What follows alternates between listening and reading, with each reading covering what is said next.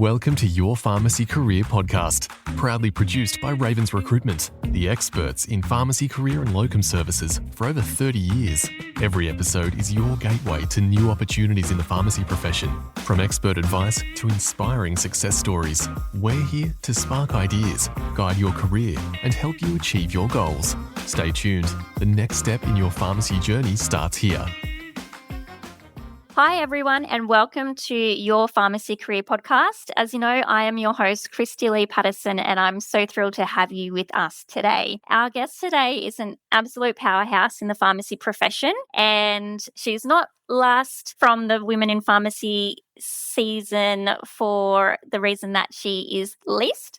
It's that I want to go out with a bang. And so I have Caroline Diamantis. She is a passionate pharmacist, a business owner, and a strong advocate for professional services in pharmacy. She's the current National Vice President of the Pharmaceutical Society of Australia, also known as the PSA, and a board member of the Pharmacy Council of New South Wales, and an external advisor at Sydney University. And I'm sure there's plenty of other things that you've done as well that I can't put into just one or two sentences. And so, Caroline, I just want to say a big thank you to coming on to the podcast.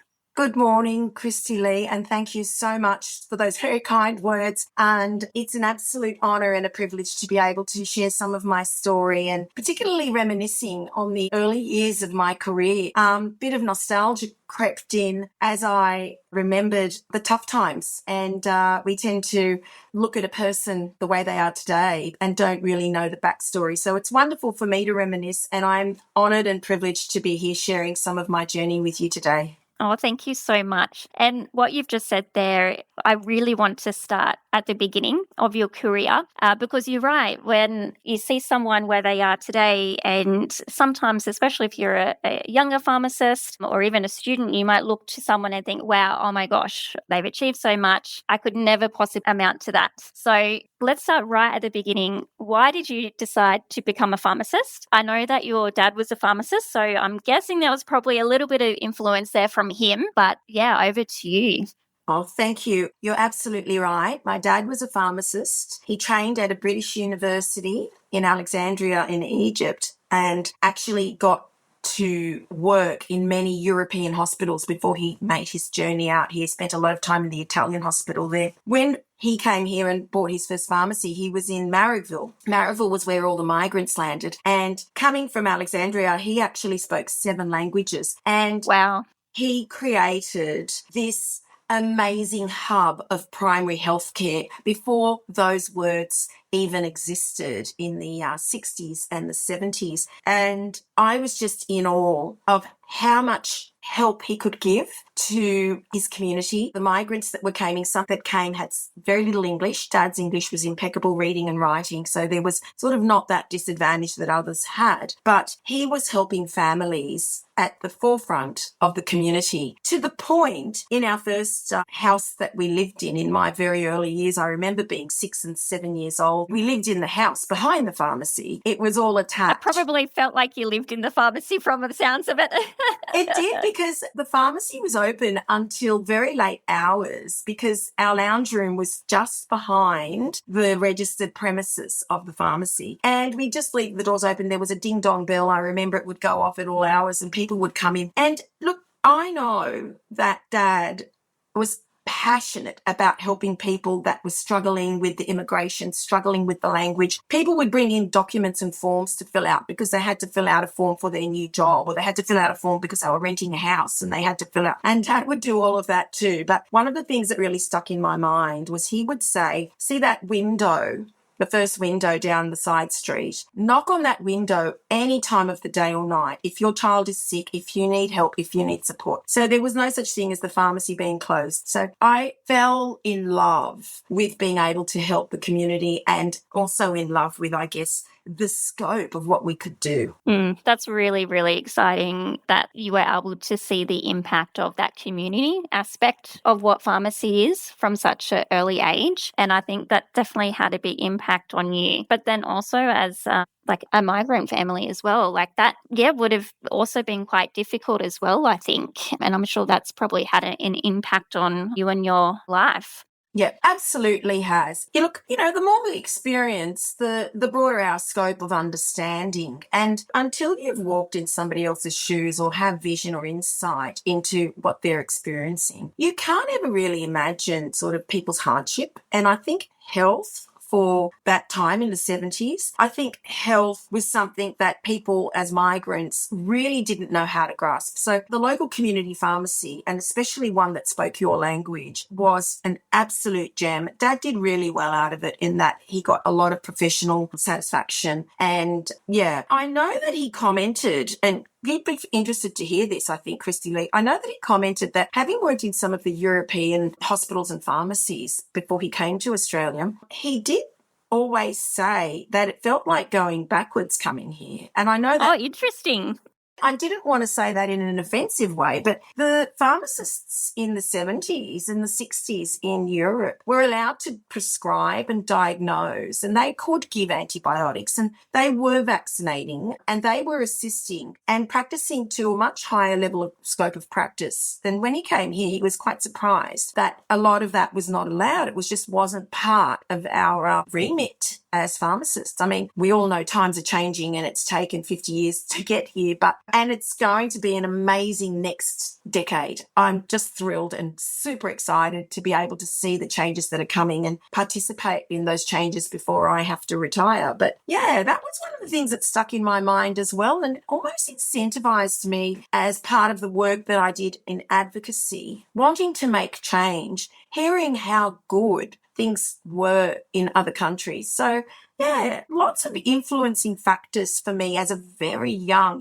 10 or 11-year-old girl. Yeah, absolutely. And also being able to see your dad as a business owner as well. So not just a pharmacist, but running his own business, running a family as well. And I guess you could say you've followed in his footsteps. And one of, I guess, your biggest career milestones, or in my opinion, maybe I could be wrong, you might prove me wrong, was purchasing your first pharmacy. And Yes. I think if you think about the time and the context of what was happening when you bought your first pharmacy, it's so different to what people, and I guess women, experience. And so I'd love to hear what some of these challenges that you faced, and then how did you overcome them? There was a lot of bias, and it was really hard. I had two things working against me. I bought my first pharmacy. I had just turned 23. And Wow. it was a goal from when I was very young. And I don't regret it, but I didn't ever want to work with my father. I wanted to forge my own career. So I did not go in partnership with him. Of course, I worked with him throughout my whole teenage life as my little job and through uni as well. We were not a rich family. I had 3 jobs putting myself through uni, including working at Fisher Library at Sydney Uni, which was a fantastic job because I could just go straight from lectures and work till 11 o'clock, and all my mates would hang around at the library. That was the go-to place. But I sort of said I'm going to buy my first pharmacy as soon as I finish uni. And then I started meeting roadblocks. I had my age and my gender both working against me. I remember I met a fantastic mentor though, and I felt very encouraged. And this mentor actually looked after me. He was an older man I was in my 20s and he must have been in his 40s. But I feel very blessed that I had this wonderful mentor who took me on that journey. But when I went to the bank to borrow money, the bank manager, and it was New South Wales, Bank of New South Wales. It was in the old days you had a bank manager, and I went to him and said, I'd like to borrow all this money. And they said, where's your husband? Oh, wow. And I said, I don't understand how that question relates. I don't have a husband. And it was a very interesting story because they had so much bias against me in terms of, well, what are you doing? You're only going to get married and have children and you'll have this big loan. And how are you going to juggle owning a business? So there was so many roadblocks and so much negativity around it. But I didn't realize that hearing those things only inspired me to fight harder and push back harder. And unfortunately, I had to ask my dad to use his house as collateral for my loan. They wouldn't let me use the business. And there were all sorts of issues in the way. However, I did overcome them. And I think what gave me encouragement was just the strength of character to go, you're not going to beat me. I'll just dig deeper. Yeah. It almost like forced you to, keep on going and actually wanting to prove them wrong, right? That's right. Absolutely. So it was in the late 80s. And I remember in 1989, I finally got my purchase over the line. And then all of a sudden, got myself involved in the guild because my mentor happened to be the ex-president of the New South Wales branch. So it brought me into politics very quickly and said, you're going to be a spokeswoman for women in pharmacy. This was 1989. And all of a sudden, we were all marching against Bob Hawke and his policies. So not only did I, have a pharmacy, have all the burden and the very heavy work schedule. I became a boss at 23. Every person that worked in that pharmacy was much older than me. I had struggles. I was young and naive. I thought they'd automatically respect me as their boss. No. Yes. I found that I had to just keep proving myself and finding clever ways of getting people to understand that, this is our situation. I'm the owner, you're the employees. I have every respect for you. So lots of challenges there, being again very young, and then marching in a political landscape, fighting for the professions, the rights of the profession. What a time, right? That sounds like you definitely were on like the forefront of change. Like I feel like everyone says that. Like even I remember my very first APP conference. It was, I think, 11 years ago now. And I remember, I don't remember who it was, but they're up on that main stage saying, we're at pharmacies at a crossroads. I'm like, I feel like we're always at a crossroads. Absolutely. We're always at a crossroads. And there's always the next, there wasn't such a thing as a pharmacy agreement then, although agreements started being signed a little bit later than that. But yeah, look, fantastic times. I guess the message, Christy Lee, to anyone I went into this seeing that my dad owned a business. It was a small business and he worked pretty much 24/7. But, my first business was in Penrith. I used to drive more than an hour each way. It was before the M4 existed. I was still living in Sydney Metro. And I used to work from 8 a.m. to 10 p.m. And I remember some nights I felt it would be unsafe to drive home. So I would sleep on the floor in the dispensary. Oh, wow. Oh, my gosh. That's giving Elon Musk vibes of sleeping in his PayPal office back in the day. Yeah. And I just did what I had to do. And I'd sleep on the floor in the dispensary because I knew that I'd have to open the pharmacy at 8 o'clock the next day. And I worked those very long days, 6 days a week. And I never complained and never thought anything of it because I thought this is what you need to do to go forward in life. So I don't see young people these days perhaps understanding that that's how hard you have to work.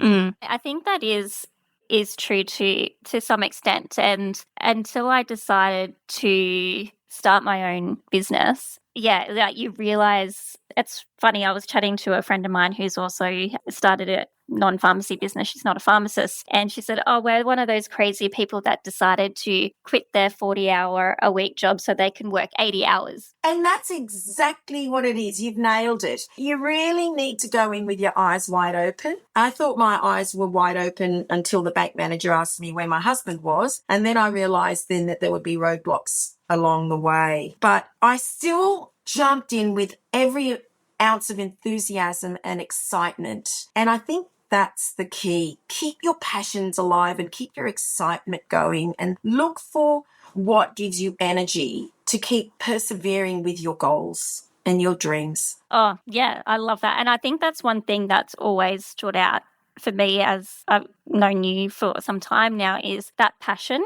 is still always there. And I really hope that my passion still continues to be there. And I see people too, like the John Bells and the Warwick Plunketts of the world, the Debbie Rigbys, and I think, wow, they still have so much passion for our industries so many years later, where, I don't know, I think there's probably a bit of a generational shift where it's like, oh my gosh, I want to retire by the time I'm 40 and just float around and do nothing. And these people are still still giving back and waking up in the morning and think, I want to make a difference. So I think that's also the type of person that is attracted to pharmacy as well, I think. Yes, you're right. I think so too. Now, I also didn't know this about you. So for those that are listening, before we start the podcast, I actually get everyone to kind of fill in a form and give us some insights as to who the person is so we can delve a bit deeper. And you actually also helped assist in the development of a buying group that later turned into a franchise. So not only were you a business owner, but then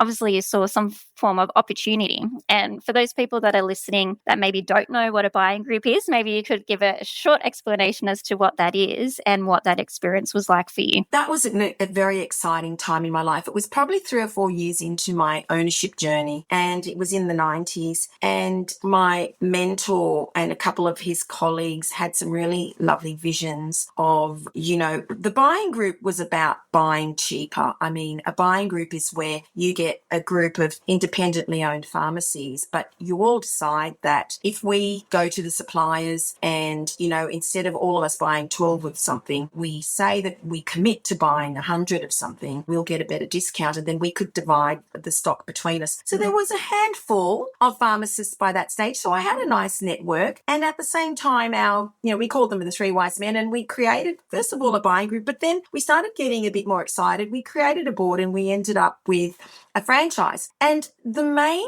gist of what the franchise was to support independent pharmacies, but also to assist in facilitating ownership for young people. So we would have a structure where we would have some senior mentors or partners and then some junior partners, and we would help them because we recognized how hard it was to break into ownership. Now, in that whole decade that I was on the board of this group, so, we created a board. I was on the board. So I was in my 30s now. I'd had my first child, my second child, and I was on the board of directors. And we found ways to assist independent pharmacists to become part of this franchise and facilitate young people into ownership. That was our mantra. And they were really great times. But I was a little frustrated because even 10 years into that buying group and franchise, one woman and a whole bunch of men, and then maybe a second woman joined us. And I felt so discouraged by the fact that there was still that old school thinking that people didn't want to commit to a massive loan, buy a business, commit to the responsibility of running staff. The legislative requirements in owning a pharmacy are different to owning other businesses. There's a whole new layer of responsibility. Your standard operating procedures need to be top notch. There's a whole lot that goes into running a pharmacy. And I think people got scared off. And I think what even pushed people to get scared off was the general mindset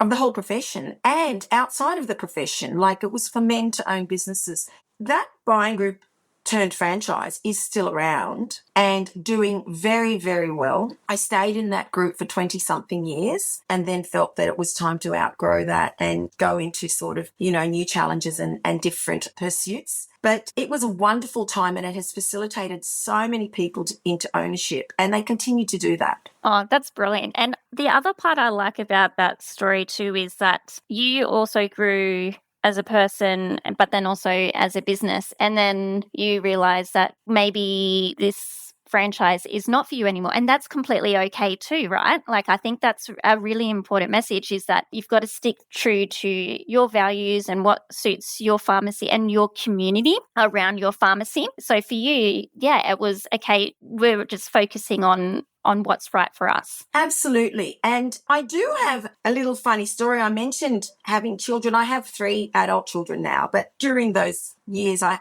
did get married and have plunged to have children. I remember being at a board meeting and there were 8 men and me, and I was breastfeeding because you use the breast pump during the day if someone was minding your kids. I had very supportive parents and in-laws, and of course a husband. Wouldn't be where I was today without my husband, who has been, to use a cliche, the wind between my wings. I hope he gets to listen to this, but he probably won't, because your voice will be, I hear you all the time. But I have to say that the section we were discussing was quite heated and we all had opinions and were going over time and the break was coming, but it was past the break. And all of a sudden I had this thing, any woman would know that, you have this thing called a letdown, and all of a sudden the whole front of my shirt was covered in milk. Oh, no. It was horrible. And I was so embarrassed, and I'm holding the folder up and I'm trying to leave the room, and they're going, chair of the meeting, saying, "Where are you going? We haven't finished discussing this." And I'm going, I have to run to the bathroom. Well, can't you wait? And it was just, some of those challenges, I guess, when I think back, that stick in your mind about, being a woman and wanting it all. Pharmacy Daily is a proud supporter of your pharmacy career podcast. If you're in the pharmacy world, it's a great resource to stay up to date with the latest industry news. To subscribe, just head to pharmacydaily.com.au to get the newsletter delivered straight to your inbox. But I love the fact that you just did it anyway, right? And I think even now there's, whether you're a woman or of a minority group or something like that, there's still many firsts. And sometimes it's the first people to almost like they know it's going to be really hard. Like you knew it was going to be hard, right? You're going to have challenges, but you knew that if by doing it, you were going to make it easier for those that come after you, right? That's right. That's right. Absolutely. I think too, it's funny to hear those stories that you just did it. And as I think about my career journey, and you've talked about you also have a family, you've got kids, and I know for some women even today, it's do you have to do one or the other? And it's almost like if you do want it all, that you have to make some really big sacrifices, which I'm sure there probably has been in your life. And I'll tell you what, now that I'm a stepmom, and I have so much respect for mums out there that are working, let alone have their own business, like, oh my gosh, trying to do, just school pickup, right? Yeah. Oh Absolutely. my God, like it's just giving me, and so you think you know, and I think when I was younger and a first manager, I probably didn't have the respect to mothers that worked for me, that were older than me, and I didn't understand why they had to, I know their kid was sick or something, or they couldn't come to something, but now kind of experiencing a part of it myself, it's giving me this new level of respect. And so I don't know if having a family for you, if that changed your perspective on things as a business owner or just in your life? It's a really good question, Christy Lee, because I knew that I wanted children and I didn't know how I would juggle it. So a piece of key advice that I would give people, it's wonderful to see so many women owning pharmacies now. So 30 plus years later, we have got a different landscape. It is more acceptable for a woman to own a pharmacy. The bank will lend you money without asking who your husband is. You don't need to have all the answers before you embark on your journey, on your dream. You can't have all the answers. You've got to first decide what it is you want. You've got to first say, I am going to do this in a positive fashion. You say to yourself, I will get there. We don't know the roads we'll have to travel. We don't know the challenges that we'll meet. We can't map it all out in advance.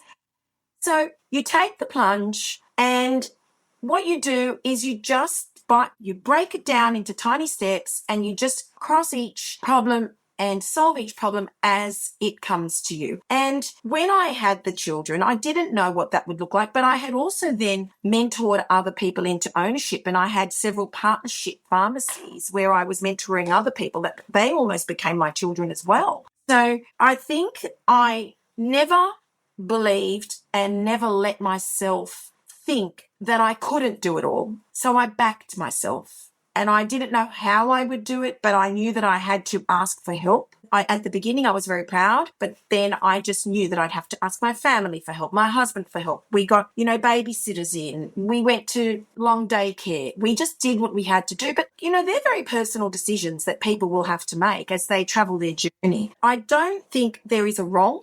I think you could try something and go, is this for me? Yes, no, I don't like it. I don't feel comfortable. And then you might decide that you'll try a different tact. And that's perfectly okay. It's okay to think that I made a mistake. It might not be called a mistake, but you've decided there might be a better way. And you've just got to be kind to yourself. And in fact, when I'm thinking about something we discussed before we started the podcast, what made my pharmacy look different, or what was different? I knew that I didn't know everything. I knew very quickly that I didn't know everything. I was made to believe and understand that you don't know everything. So I had to take that piece of humble pie. And then I started trying to learn on the journey. I started to try and find networks and hang around with people that knew more than me. Don't be the smartest person in the room. Find other people that are smarter than you and learn from them, and find like-minded people that are passionate and learn from them. But I did stay true to myself in that I would always lead with kindness. My mantra is treating people like family. And it's a European thing as well. The generosity of spirit where people come to you, they come into my shop and I treat them as family. They come into my home and I treat them as family. And I think if you lead with kindness, it allows yourself to be a little bit vulnerable, but at the same time, that vulnerability is appealing. Yeah.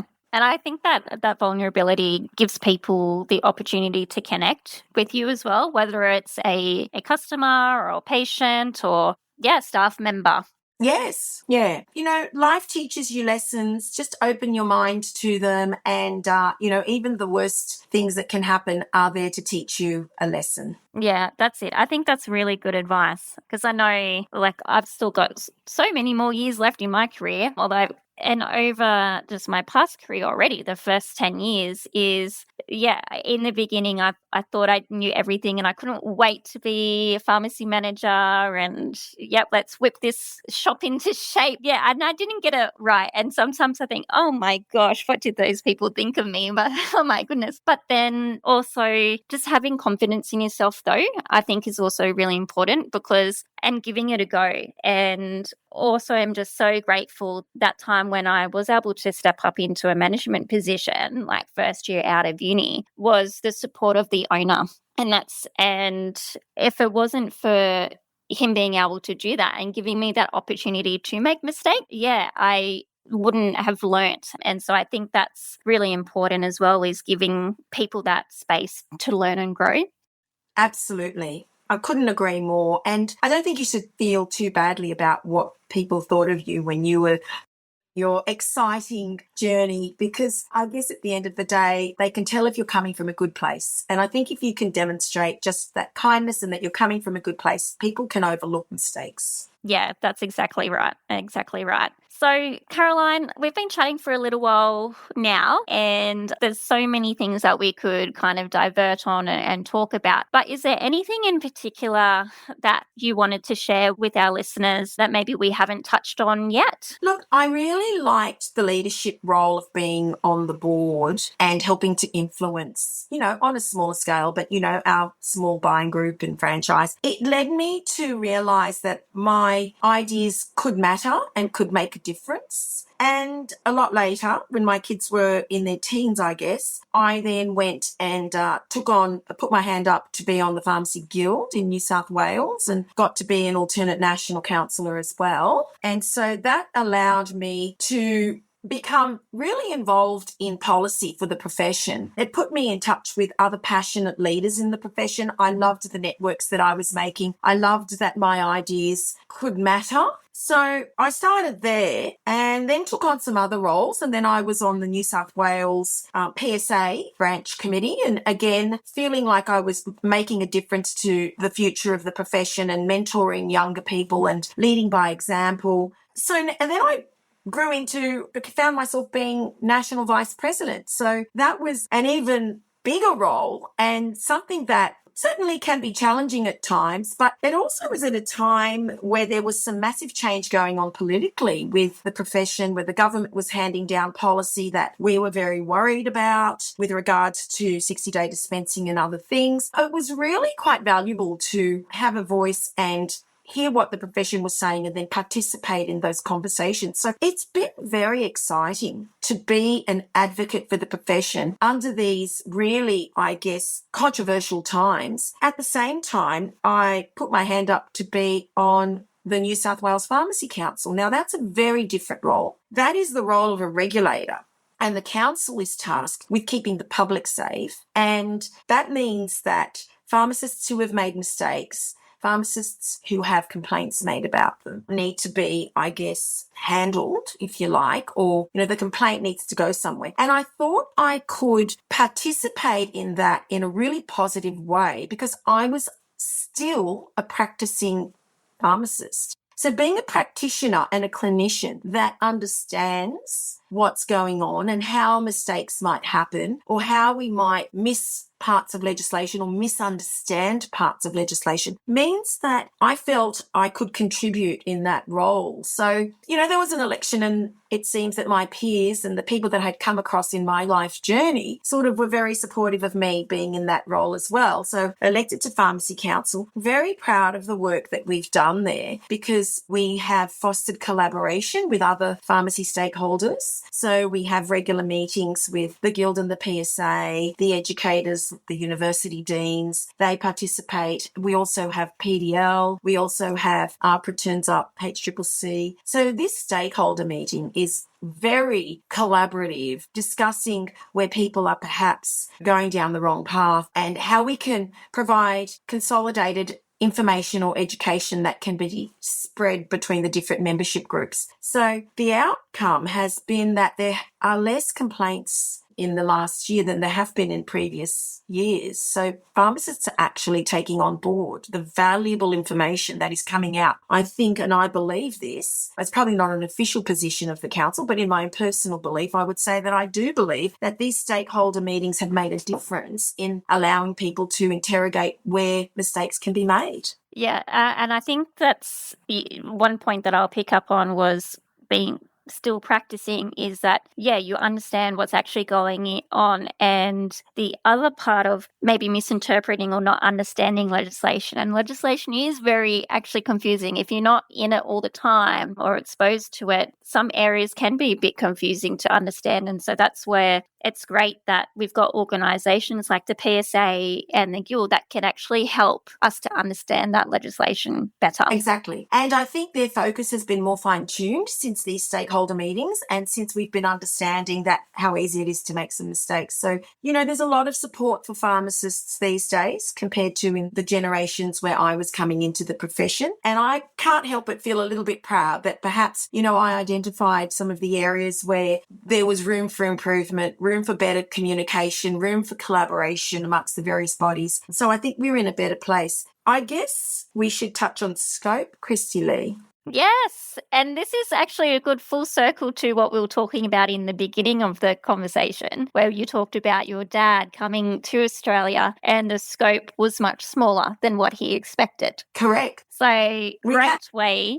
Yeah. One of the first battles, I guess, I was on the Guild for this one and I worked with an amazing team, but one of the first battles was actually getting the New South Wales Ministry to understand that we were really well placed and more than smart enough and capable of providing vaccinations. So we actually got that over the line in 2019 or 2020 and we argued really hard. Could have been a bit earlier, could have been 2018. But we argued really hard that countries around the world were vaccinating in pharmacy. Anyway, we got that over the line. That was a very exciting time. And it was just in time for COVID to hit. We're so proud. Our profession stood up and saved the day. We were the heroes wearing our capes. Everything had shut down. And we were actually your go-to place for everything. And we were nervous and scared and at great personal risk because we didn't know what this mysterious virus was about. And we still had to stand in our shops and we still had to follow, guidelines on how to keep our staff safe. But everyone stood up and did what they needed to do. And then, of course, the COVID vaccinations came out and we were vaccinating thousands of people across pharmacy. So they were really exciting times. But the upshot was that we actually established ourselves. And now I think the statistics speak for themselves, where people really prefer to come to a pharmacy. We've increased vaccination rates dramatically by having that extra of somewhere that you can go to get a vaccination. There was never a time where we wanted to replace doctors, and that's still the case. We're just offering extra avenues and offering more opportunity so that we can increase our vaccination rates, so that we can improve herd immunity, and we can get people to realise that primary health care is based upon us looking after the more vulnerable people that perhaps aren't suited to a vaccination. So it's up to us. Yeah, that was a exactly. really important thing, because then what we've platformed from that on into now the latest announcements about increasing scope and about diagnosing and prescribing and practicing to full scope. Absolutely. I definitely think that getting immunisations was the first step in all of this, and think we're just over 10 years since we've been able to vaccinate. And so just imagine what the next 10 years is going to look like for pharmacy. Like, how exciting. Absolutely. And I think the other thing that really excites me is the development of all these new areas of practice. At the PSA, we really advocate for pharmacists being everywhere that medicines are. And that is a really strong and, I guess, important message, because we are medicine experts. And anywhere that there are medicines, we should be able to practice, whatever that environment, whether it be a nursing home, whether it be a GP practice, whether it be, well, anywhere really. And I think that the broadening areas of practice is just so exciting. To be a pharmacist now is not what it used to be, where there was a very limited areas that you could work in. And that is really exciting for the future generations to know that they have choice and they can change, but they are always contributing to primary health care.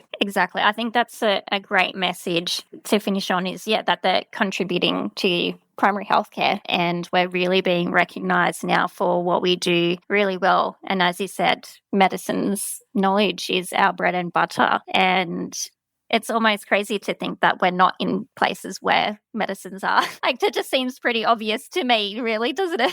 Absolutely. Absolutely. And I think we're sort of slowly getting there with a lot more work to be done. So really exciting times ahead for pharmacists, whether you want to be in ownership, whether you don't, any sort of leadership positions, just back yourself. Just do it. Yep. Jump in and give it a go, right? And even if it's not forever, I think one thing that I'm realising now with our pharmacy degree is that you can forge your own path. And even if there's something that you're passionate in that doesn't exist, you can make that. Well, you've been an example your own. of that. Yeah, absolutely. And forging your own way and seeing gaps in what needs to happen. And this is all, be as creative as you want. I mean, creativity is such an important part of building our goals and reaching our dreams. So be creative. I think also support others. If you can be a mentor, if you can help somebody else, those rewards are really quite wonderful as well. Absolutely. And I know if it wasn't for some of the mentors that I have at the time, I probably didn't think of them as mentors. And I think sometimes there might be this assumption that a mentor has to be this formal program that you have to have, and but it's just people in your network, right, that you can reach out to and maybe bounce ideas off or give you advice about anything.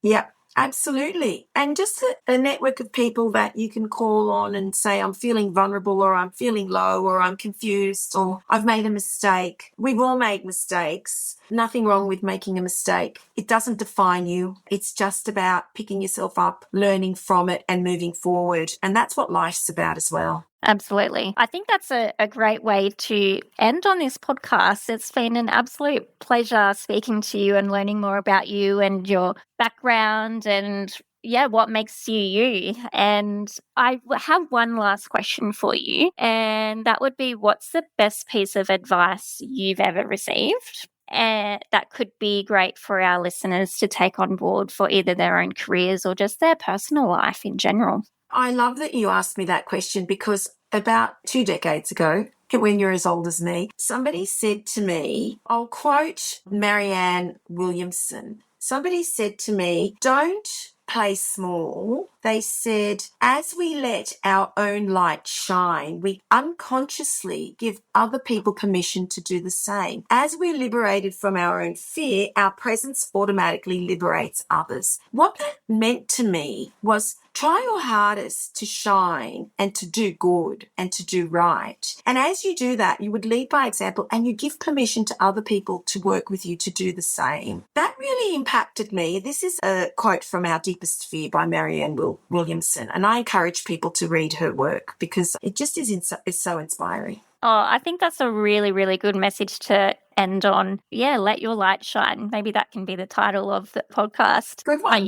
Having confidence in yourself as well, and giving it a go, no matter what that it is, right? Absolutely. Back yourself and let your light shine. Love it. Well, thank you so much, Caroline, for joining us on the show today. It's been an absolute pleasure, and we will have Caroline's details in the show notes of the podcast. So if you do want to reach out to her, all of the details will be there. Thank you so much, Caroline. Thank you so much, Christy Lee. It's been a pleasure to share some of my story, and it's also going back down memory lane. I hope it was all good memories.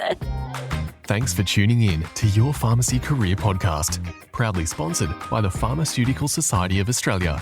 The PSA is committed to empowering pharmacists through advocacy, innovation, and industry-leading professional development. To become a member or learn more about how the PSA can support your career, visit www.psa.org.au. Don't forget to subscribe, share this podcast with your colleagues, and join us next time as we continue to explore your pharmacy career journey.